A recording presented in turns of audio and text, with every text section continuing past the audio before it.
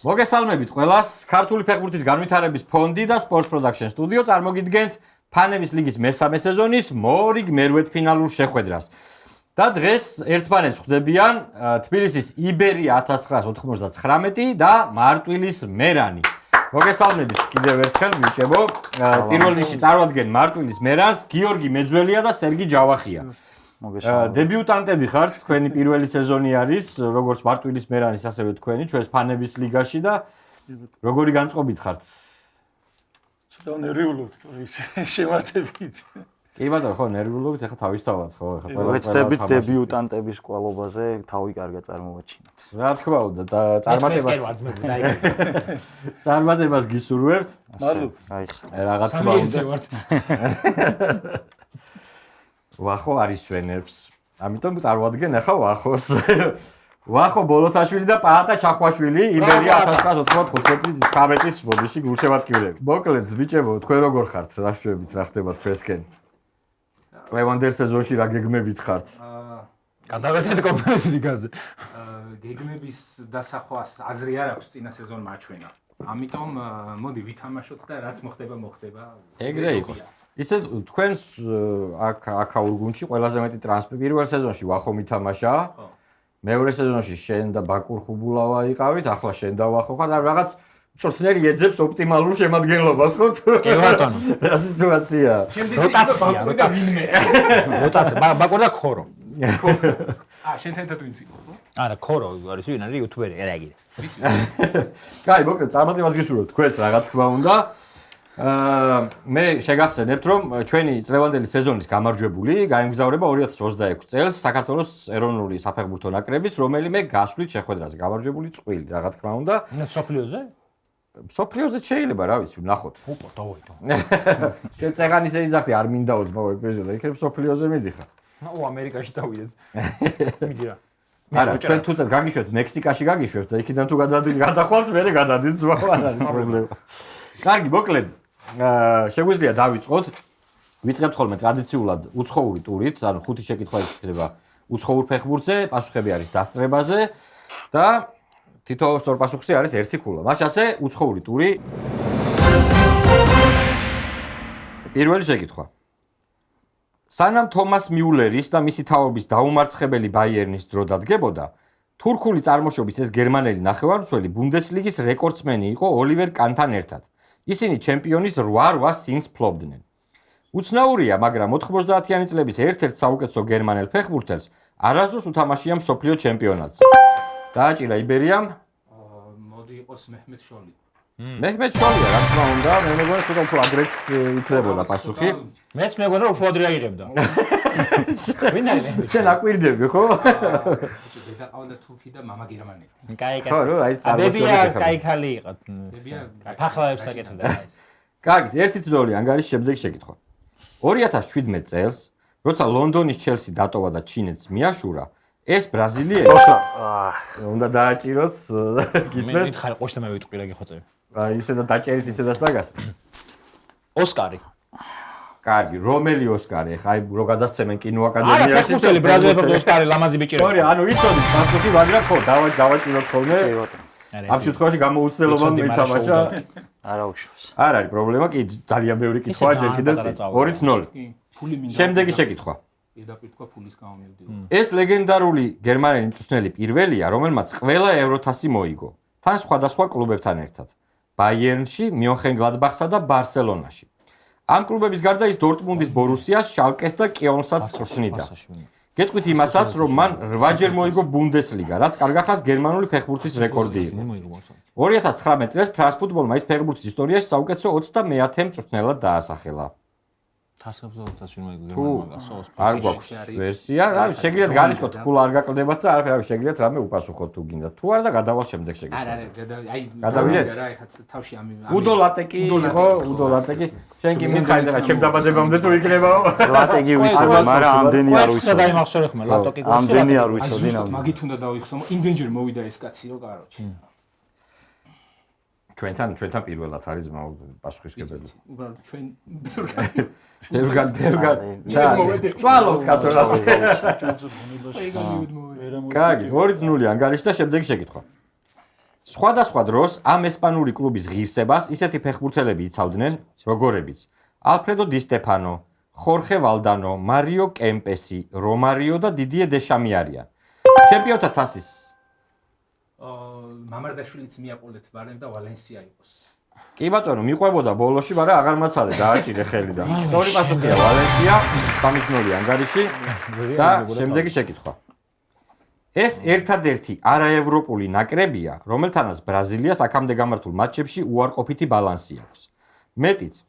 სელესაო ეს გუნდი კი, ეგაა, ნორვეგია. არაევროპული ევროპული გაგებოდი. კაი, დაეკიდე. ეხა შენ კომპლექსს აღვივებ ევროპაში რაღაც. არა, ევროპული გაგებე. არაევროპული. პაპატიე. გავაგზავნეთ თქვენ შეგიძლიათ ბოლომდე მოისმინოთ შეკითხვა და მე მიპასუხოთ. ევროპული გაგებე. მეტიც. სელესაო ეს გუნდი 2-დან ვერცერთ შემთხვევაში დაამარცხა. ამ გუნდს 3-ჯერ უთამაშია მსოფლიო ჩემპიონატზე. პირველად 2002 წელს გუნდის მეტსახელია ტერანგას ლომები, კაპიტანი კი ერთდროს ნაპოლის ვარსკვლავი მცველი კალიდუ კულიბალი გახლავთ. რაც შეეხება აფრიკის თასს, კონტინენტის პირველობა ამ გუნდმა ერთადერთხელ 2021 წელს მოიგო. აბა თუ გახსენდებათ? კამერუნი? არა, კამერუნი არ არის, სენეგალი. სენეგალია. სწორი პასუხი. და არაევროპული გაგებე. სენეგალი. აღარ ვეძა. კარგი, 3-0 ანგარიში და გადავდივართ ფოტოტურზე. პირველი ფოტო იქნება, ანუ 3-4-ზე ასე ვეძახით რუბრიკას, იქნება ერთ-ერთი ფეხბურთელი, ჯერ გამოჩნდება პატარა ფრაგმენტი და თუ იმით მიხვდით, პრინციპში ახლა შენც არიყავი მეორე სეზონში, მაშინ არ იყო ეს არის. თუ იმ პატარა ფრაგმენტით მიხვდებით, შეგიძლიათ დააჭიროთ უპასუხო, თუ არა და მე მეორე ფრაგმენტი გაიხსნა და ბოლოს მთლიანად კი, აქაც დასწრება არის, რა თქმა უნდა. თუ რომელიმე თქვათ პირველივე ფრაგმენტზე გახსნის და არასწორად უპასუხებს, მეორე გუნდს უკვე მე ბოლომდე გავუხსნით. მაშ ასე ფოტოტურის პირველი შეკითხვა 3-4-ზე. პირველი ფრაგმენტი ვაჩვენოთ. ნუ აი მარტო ამით თუ რამე გეცნობათ. ალბათ არა და კი ბატონო, მაშინ მეორეც გავხსნათ, ასეც რთული არის ალბათ. ნაპოლია მე დაგეხმარები. ნაპოლი არის ხო? აი მგონი კი მივხვდით მაგას. არ არის პასუხი და გავხსნათ ბოლომდე. დააჭირა მაქტომინეი, სკოტ მაქტომინეი. მაქტომინეი და პირველი ისტორიული ფულა დებიუტანტების ჩვენს თამაშში და ანგარიში ხდება 3-1. შემდეგი შეკითხვა არის საერთაშორისო მატჩიდან, მეგობრებო, რომელიმე საერთაშორისო მატჩის იქნება, უნდა დავისახოთ, რომელი ორი ნაკრები თამაშობს ამ მატჩში. გავხსნათ თუ შეიძლება პირველი ფრაგმენტი. აბა, აგერ დააჭირა იბერიამ. ეს არის ბრაზილია შოტლანდია. ხო. სოფლიო ჩემპიონატი 82. ბიჭო, ძალიან ფერადი არის, მაგრამ ბრაზილიაში სწორია, არის. კი ბატონო, სწორი პასუხია, ნამდვილად 82 სოფლიო ჩემპიონატი, უბრალოდ უცებრო იცანი ისინი გამიკვირდა. სუნისი და აქეთ არის სტრახანი. და ბალახი არის მოედანზე ამოგდებული, კიდე მეც დავეხმარები. კარგი, 4-1 ანგარიში. და შემდეგი შეკითხვა უკვე ორქულიანია, იმიტომ რომ ქართულ ფეხბურთს ეხება. ოპა. საქართველოს ნაკრების ფოტო იქნება და რომელ ნაკრებს ეთამაშება ის უნდა დაასახელოთ საქართველოს ნაკრები. გავხსნათ თუ შეიძლება პირველი ფრაგმენტი. აბა, ასე თუ რამეს გვეუბნება. თუ არა და შეგვიძლია არ გავრისკოთ და დაველოდოთ მეორე ფრაგმენტს. ნუ გასაგებია აქეთ საქართველოს ნაკრები რომელია იქით არის. კარგი, ბაში გავხსნათ მეორე. აი ეს თუ გვაძლევს რამეს, ლურჯი ფერები ჩანს კეტრებზეც, შორტებზეც. არ ჩანს პასუხი და გავხსნათ ბოლომდე მაშინ. დააჭირა მერანმა. წიტაი. ეს საქართველოა თავისთავად და რომელ ნაკრებს ეთამაშებით ის უნდა თქვა. საბერძნეთი არ არის. შეგვიძლია ხო? არა, ჯერ თუ ხო უპასუხე და საქართველო კოსოვო იყოს, არა. კოსოვო სწორი პასუხია. სწორი პასუხია კოსოვო. ნამდვილად და 4-3 ხდება ანგარიში. ლურჯი მეტი არაფერი არ მახსოვდა საერთოდ. რა არ გახსოვდა? მეტი არ მახსოვდა კოსოვო საბერძნეთი არ იყო ვიცოდი. ჩვენ რუმინეთს ვაპირებთ როგორ თქვა. თავი რუმინეთის ვიფიქრე სხვათა შორის, მაგრამ რაც ვეთამაშეთ ყვითელი ფერი ეცვათ. აჰა, ეგეთ გახსოვდა ესე იგი. ძალიან კარგი. 4-3 ანგარიში და გადავდივართ მეგობრებო ქართულ ტურზე. ქართულ ტურში ყველა კითხვა არის ორქულიანი, ასე რომ საკმაოდ ისე ჩვენთან ქართული თემატიკა უფრო ფასობს. მაშინ ასე ქართული ტურის პირველი შეკითხვა. ეს ფეხბურთელი ერთ-ერთი ყველაზე გამოცდილია საქართველოს ნაკრების ისტორიაში. მისი დებიუტი კი 2015 წელს შედგა გიბრალტარის წინააღმდეგ.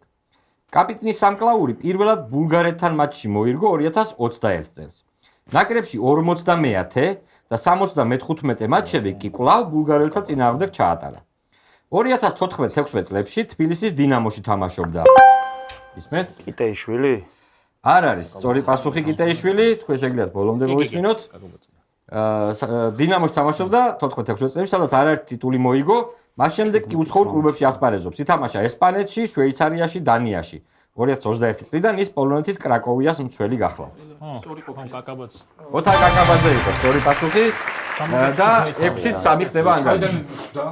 ხო, მაგრამ არ გარისკა. ანუ 50 მატჩიო და კი ბატონო 50 75 მე მგონი ხო 75 თუ რაღაც თამაშია მე მგონი თუ არ ხდები ის. ანუ ეკუთვნის კაპიტანი დრო ყველაზე მეტი თამაში აქვს თუ რაღაცას კაშიას მერე და მაგიტო. აჰა, ოკეი. 17 წლის და 5 თვის იყო, როცა ეროვნულ გუნდში მიიწვიეს. მისი დებიუტი ყაზახეთში შედგა. იმ დროს ზესტაფონის ამომავალ ვარსკვლავად ითვლებოდა და ლამის ყველა ასაკობრივ ნაკრებში ათამაშებდნენ.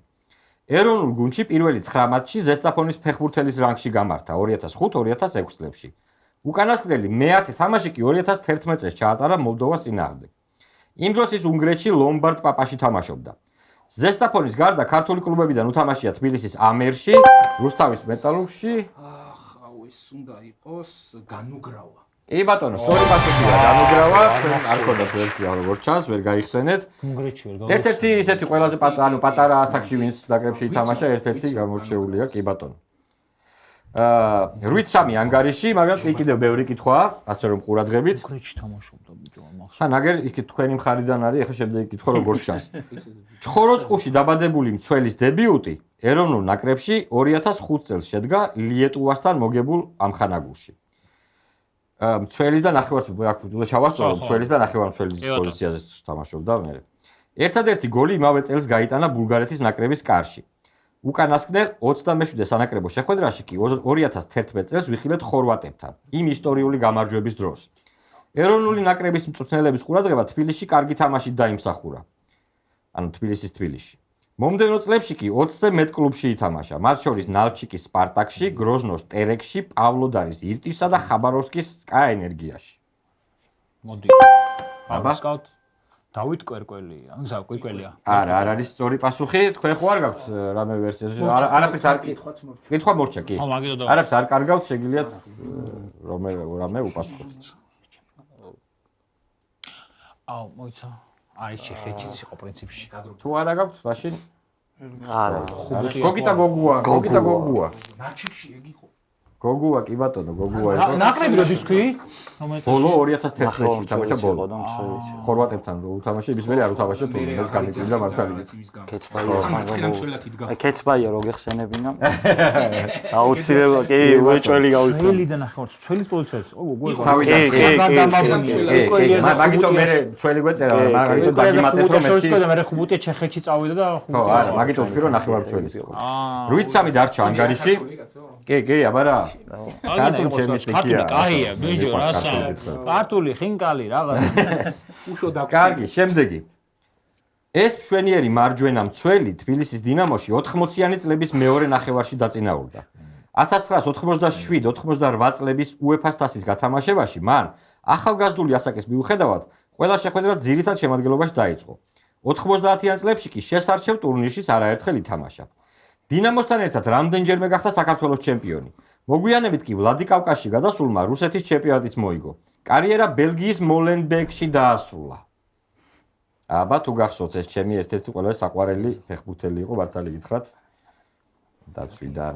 მაგრამ ჩვენ არ გახსოვთ. იდეაში აღარ მინიშნება გვენიშნა და შვენიერაზე ხო არა. იყო ეგეთ ფეხბურთელი, წყალბურთელი ვიცი, პეტრე მშვენიერაძე. გოლიათრი. არა. თქვენ არ გახსოვთ. ვარიანტი ბევრია, მაგრამ არ გვინდა რომ ვიმკრეხელოთ და ბაჟდავე წმინდას ნუ იტყოდა.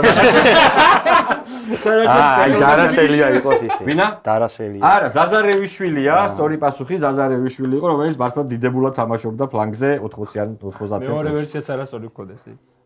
და შემდეგი შეკითხვა. კიდე რა კაცო. ის 50-იანი წლების საბჭოთა ფეხბურთის ერთ-ერთ საუკეთესო მეკარედ ითვლებოდა. გულრიფშის რაიონის სოფელ დრანდაში დაბადებულმა კარიერა სოხუმის დინამოში დაიწყო. შემდეგ მცირე ხნით სტალინოს შახტიორში ითამაშა. 1947 წელს კი თბილისის დინამოში ჩაირიცხა. გარდაცვალებამდე ამ გუნდის ერთგული იყო. 1951 და 53 წლებში საბჭოთა კავშირის ვიცე-ჩემპიონი გახდა. 56 წელს კი საკავშირო სპარტაკიადის ფინალში ითამაშა. 1968 წელს, როცა საქართველოს ყველა დროის საუკეთესო ნაკრები დაასახელეს, ის ნომერ პირველ გოლკიპერად აღიარეს. 1968 წელს, როცა დაასახელეს. არ გვახსენდება არავინ ასეთი მეკარე. არც ვიცი. სამწუხაროდ, სირცხვილი. ვლადიმერ მარღანია იყო ასეთი მეკარე, ძალიან ისეთი იმ პერიოდისთვის ძალიან ცნობილი მართლაც შრომ. აი ბაკურ ხუბულავ ასეთ გამოგადგებოდა. ეს რომ ამ მეცნო ავდგებოდი, გავიდოდი. აღარ გავაგრძე. შემდეგი რუბრიკა, ანუ 8-3 ანგარიში და შემდეგი რუბრიკა არის სარბიელის არქივი. ეს არის ახალი რუბრიკა ამ სეზონში. გთავაზობთ ხოლმე ორ ფოტოს, ორ ამონარიდს ძველი სარბიელიდან და დავსვავ კითხვა შესაბამის, არ ვიცი, ან ფეხბურთელი იქნება, ან მწვრთნელი გამოსაცნობი, ან კლუბი, ან ასე შემდეგ, ასე შემდეგ და თქვენ უნდა გამოიცნოთ. პირველი შეკითხვა იქნება უცხოურ ფეხბურთზე, მეორე შეკითხვა იქნება ქართულ ფეხბურთზე. იქნება ერთქულიანი და ორქულიანი. რომელი ქვეყნის ნაკრებზე წერდა ასე სარბიელი 1991 წლის 18 იანვარს და გაუშვათ თუ შეიძლება ფოტო. ქვეყნის ნაკრები, ანუ ფორმა თეთრი ცისფერი. ნაკრები უნდა გვაქვს. კი, ნაკრები ქვეყანა. დიდი მონდომებით შეუდგა მზადებას ევროპულ სარბიელს თავის დებიუტისთვის. მოდი წავიკითხავ მაინც ბოლომდე იბერიამ დააჭირა. გუნდს სათავეს ჩაუდგა 30 წლის პალ გუდლაუქსონი, რომელიც ახალგაზრდაა, მაგრამ უკვე აქვს სფერად მუშაობის გამოცდილება. 16 წლიდან ბავშვებთან მუშაობს. იგი დანიის ნაკრების სტილის დიდი თაყვანისმცემელია. გისმენთ, აბა იბერიამ დააჭირა. რომელ ნაკრებზეა საუბარი? რა ვიცი, ისლანდია. არ არის სწორი პასუხი ისლანდია. თქვენ ხო არ გაქვთ სხვა ვერსია? დააკვირდით. წელი 1991 წელია. ნაკრების ფორმაც ვიცით, ფერები ვიცით და ასე. თეთრი ცისფერი. საბერძნეთი. არ არის სწორი პასუხი.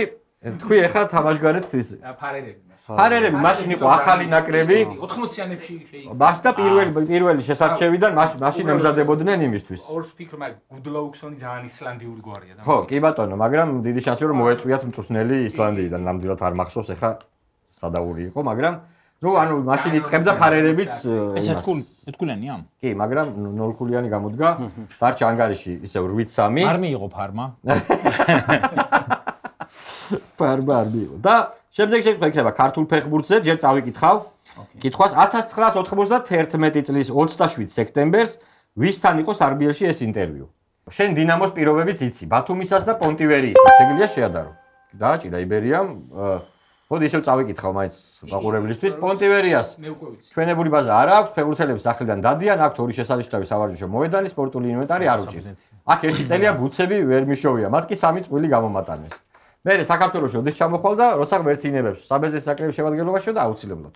ანდრეას ნინიადის. სწორი პასუხი ანდრეას ნინიადისი, იგივე ანდრო კიურჯიევი, რომელიც წავიდა მე საბერძნეთში, იქაური მოქალაქეობა მიიღო და უკვე საბერძნეთის ნაკრების შემადგენლობაში მე მგონი მართლაც ჩამოვიდა, ითამაშა ჩვენთან. მატჩი აასრულა ეს. მახსოვს რომ მაგას ელაპარაკე ქართული მაგანი იწოდა ბერძნეთში. ხო, და მართლაც აასრულა ეს რაც ქონა თქვა, ამიტომ ოლიმპიაკოსი შემოგთავაზეთ ეს ამბავი. კი ბატონო.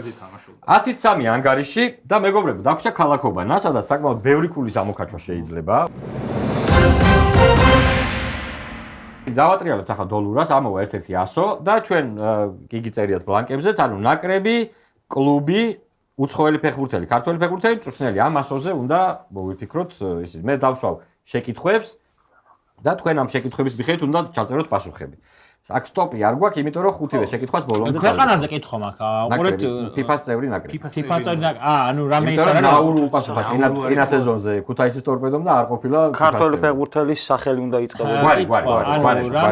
მეგონა რომ მაგდა ქვეყანა რომელსაც სოფლიო აქვს ნათამაშები ან როცა ქვეყანა. კი, ნაკრები. ქვეყანას მეგეტყვი ხოლმე.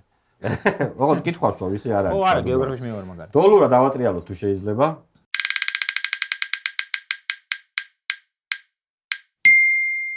ნაკრები.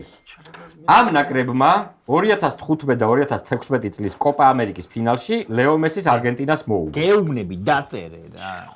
ამ ნაკრებმა 2015 და 2016 წლების კოპა ამერიკის ფინალში ლეო მესის არგენტინას მოუგო. კლუბი გუნდი, რომელიც დღეს მდინარის სახელს ატარებს. სხვადასხვა დროს ცნობილი იყო როგორც სპარტაკი, კოლმეურნე და ფეიქარი. გუნდი, რომელიც დღეს მდინარის სახელს ატარებს, სხვადასხვა დროს ცნობილი იყო როგორც სპარტაკი, კოლმეურნე და ფეიქარი. უცხოელი ფეხბურთელი. 1980 წელს საკავშირო თასის ფინალში შახტარის კარს ეს უკრაინელი მეკარე იცავდა, რომელიც 80-იან წლებში საბჭოთა ნაკრებში რინატ დასაევის შემცვლელი იყო. 1980 წელს საკავშირო თასის ფინალში შახტარის კარს ეს უკრაინელი მეკარე იცავდა, რომელიც 80-იან წლებში საბჭოთა ნაკრებში რინატ დასაევის შემცვლელი იყო. ჩახანოღლუ. ქართველი ფეხბურთელი. 1991 წელს, როცა საქართველოს ნაკრებმა ისტორიაში პირველი თამაში მოიგო, კარს ეს მეკარე იცავდა. 1991 წელს, როცა საქართველოს ნაკრებმა ისტორიაში პირველი თამაში მოიგო, კარს ეს მეკარე იცავდა. დამწვრთნელი. 30-იანი წლების ლონდონის არსენალს ეს ლეგენდარული კაცი, დიდი ტაქტიკოსი წვრთნიდა. 30-იანი წლების ლონდონის არსენალს ეს ლეგენდარული კაცი, დიდი ტაქტიკოსი წვრთნიდა. მორჩა, ვაჩვენოთ თუ შეიძლება კამერებს, ჩვენი ბლანკები, ოკეი, და განვაგრძელოთ. ანგარიში გვაქვს 10-3. ერთნაირი პასუხებზე, სწორ პასუხებზე თითო-თითო ქულა გვეწერება, თუ თქვენ გიწერიათ სწორი და მეტოქის არასწორი 3 ქულა. დავიწყოთ. ნაკრები, რომელმაც 2015-16 წლებში მესის მოუგო კოპა ამერიკის ფინალი. ჩილე. 11-4-ია ანგარიში. გუნდი, რომელიც დღეს მდინარის სახელს ატარებს, მაგრამ სპარტაკი, კოლმეურნე და ფეიქარი ერქვა? ჩიხურა. თქვენ რა გიწერია? ჩერნომორეცი. 3 ქულა თქვენ? 14-4. აქ ეს მივაწერ 1 კი ბატონო, 14-4. კაი ლოგიკაა ჩერნომორეცი, იმიტომ რომ მდინარეზე. მეკარე, რომელიც 1980 წელს საკავშირო თასის ფინალში შახტარის კარს იცავდა, უკვე და მე ვიქტორ ჩანოვი. არ გიწერიათ? ჩანოვი. სხვათა შორის ორი ჩანოვი იყო და კარგია რომ ვიქტორი და ესაკენი. არა, ვიქტორი არ გვიწერია, მაგრამ გითხარით ხო. კი ბატონო, 3 ქულა კიდევ, ანუ 17-ით 4 ანგარიში.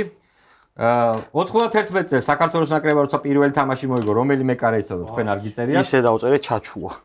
ნიკა ჩხეიძე იყო, მაშინ საქართველოს ნაკრების მეკარე, არც ერთს არ მოგენიჭათ ქულა და 30-იანი წლების ლონდონის არსენალის ლეგენდარული კაცი, დიდი ტაქტიკოსი წვრთნელი. არ ვიცი, მაგრამ ჩენჩერი ჩავწერე, კურტ ჩენჩერი თუ. არ არის, სწორი. ჰერბერტ ჩეპმენი იყო ეს ადამიანი. მოკლედ, ანგარიში არის 17-4 და ახლა უკვე შემდეგი ტური ქალაქ ობანასი, სადაც 100 აღარ ამოდის, უბრალოდ თქვენ უნდა გამოიცოთ რა 100-ზე იწყება, ანუ უნდა იცოდეთ რომ ყველა პასუხი ერთი და იგივე 100-ზე იწყება. ოკეი. როგორც ამჯერად არ ვიცით რა 100-ზე იწყება. ამან ეცის კაც. დავიწყოთ ნაკრები. ამ აფრიკული ქვეყნის ნაკრები თითქმის მთლიანი შემადგენლობით შეეწირა 1993 წელს მომხდარ ავიაკატასტროფას. ამ აფრიკული ქვეყნის ნაკრები თითქმის მთლიანი შემადგენლობით შეეწირა 1993 წელს მომხდარ ავიაკატასტროფას. კლუბი. ეს უკრაინული კლუბი ერთხელ გახდა საბჭოთა კავშირის ჩემპიონი. მისი სახელი კი ითარგმნება როგორც განთიადი. ეს უკრაინული კლუბი ერთხელ გახდა საბჭოთა კავშირის ჩემპიონი. მისი სახელი კი ითარგმნება როგორც განთიადი. უცხოელი ფეხბურთელი. მსოფლიოს 1950 წლის ვიცე-ჩემპიონი ეს ბრაზილიელი პელეს კერპი იყო. მსოფლიოს 1950 წლის ვიცე-ჩემპიონი ეს ბრაზილიელი პელეს კერპი იყო. ისევ მეკარეზე ქართველი ფეხბურთელი საქართველოს ეროვნული ნაკრების პირველი მეკარე კაპიტანი. ანუ პირველი მეკარე, რომელიც კაპიტანი იყო საქართველოს ნაკრების. საქართველოს ეროვნული ნაკრების პირველი მეკარე კაპიტანი. და მწვრთნელი. ამ დიდებულმა ჩეხმა მწვრთნელმა 1000-ზე მეტ მატჩი უხემძღვანელა იტალიურ კლუბებს. მისი სახელი და გვარი კი 100-ზე იწყება. ამ დიდებულმა ჩეხმა მწვრთნელმა 1000-ზე მეტ მატჩი უხემძღვანელა იტალიურ კლუბებს, მისი სახელი და გვარი კი ერთი და იგივე 100-ზე იწყება.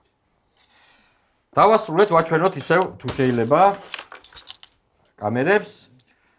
ანუ ანგარიში 17-4 და დავიწყეთ. ანუ ნახოთ რა 100-ზე. აფრიკული ქვეყნის ნაკრები, რომელიც თითქმის მთლიანი შემადგენლობით ავიაკატასტროფას მსხვერპლა, თქვენ რა გიწერიათ? ჩვენ არც ერთი არაფერი არ გვიწერია. ანუ ვერ თავიდანვე ვერ დახვედეთ სწორი. ზამბია იყო სწორი პასუხი, კი ბატონო, 3 ქულა თქვენ. ხან აფრიკაში ზზე 2 ხო? ზიმბაბვე და ზამბია. რატო ზამბიკი? მოზამბიკი. მოსახელია პროსტო ზამბიკი გვარია. მოსალაჰის პონჩი არის მოზამბიკი. მოსაკ გოგოს ნიშნავს პორტუგალიაში. კარგი, კლუბი, უკრაინული კლუბი, რომელიც ერთხელ გახდა საბჭოთა კავშირის ჩემპიონი და როგორც განთიადი. ზორია არის, კი ბატონო. ზარია ახლანდელი ლუჰანსკის. ზორია. კი ბატონო. ლუჰანსკის ზორი. ახლა უკვე როცა ხო, ზორო ვიცი, ხა უკვე მასივი. თითოა ორივეს რო გვაქვს, ხო? არ უწერია. არ გვიწერია ისევ, არც ერთი არაფერი არ გვიწერ. პროსტა 0 ვიცი ეხა მაგას. ტელესკერპი ვინ იყო? ჯერ ჩვენ ზიზინიო, სწორი პასუხია. შემდეგ საქართველოს ეროვნული პირველი მეკარე ეკარე ზოიძე. ზოიძე სწორი პასუხია. და წვრთნელი ჩეხი წვრთნელი ერთი. ზენეგ ზემანი სწორი პასუხი. კი ბატონო, ზემანი დაგებატა თქვენ. მაშ ასე გილოცავთ მეგობრებო, შემდეგ ეტაპზე, ანუ მეოთხე ფინალში გასვლას, თქვენ კი ბიჭებო ძალიან დიდი მადლობა. ბოდიში რა ჩემელო ბიჭებო ერთხულა წავაფუძე. გილოცავ. დავარტყი, არასწორი პასუხი გავეცი, რა ჩემელო ქენი და. დიდი მადლობა თამაშისთვის, ნამდვილად ისეთი დებიუტისთვის მართლა ცოტა რთული არის, რა თქმა უნდა, იქ დასწრება არის, იქ რაღაცა აქეთ-იქით ცოტა რამდენიმე ნიუანსია და დარწმუნებული ვარ შემდეგ სეზონზე მით უმეტეს მესმოდა რომ რაღაც ვერსიები ქონდათ სწორი პასუხების და ასე შემდეგ დარწმუნებული ვარ შემდეგ სეზონზე უკეთესად ითამაშებთ. წარმატებას გისურვებთ რა თქმა უნდა თქვენს და თქვენს კლუბსაც ძალიან დიდი მადლობა ჩვენთან თამაშისთვის. თქვენ კიდევ ერთხელ გილოცავთ ბიჭებო მეოთხედფინალში გასვლას. ბრავო. გელოდებით უკვე შემდეგ წრეში. მე კი კიდევ ერთხელ შეგახსენებთ რომ ჩვენი პროექტის წარმომადგენია ქართული ფეხბურთის განვითარების ფონდი და Sports Production სტუდიო და ჩვენი გამარჯვებული მომავალ წელს გაემგზავრება საქართველოს ეროვნული ნაკრების რომელიმე გასვლით შეხვედრაზე. ამით გემშვიდობებით შევხვდებით ერთმანეთს ერთ კვირაში. კარგად მგზავრდებოდეთ.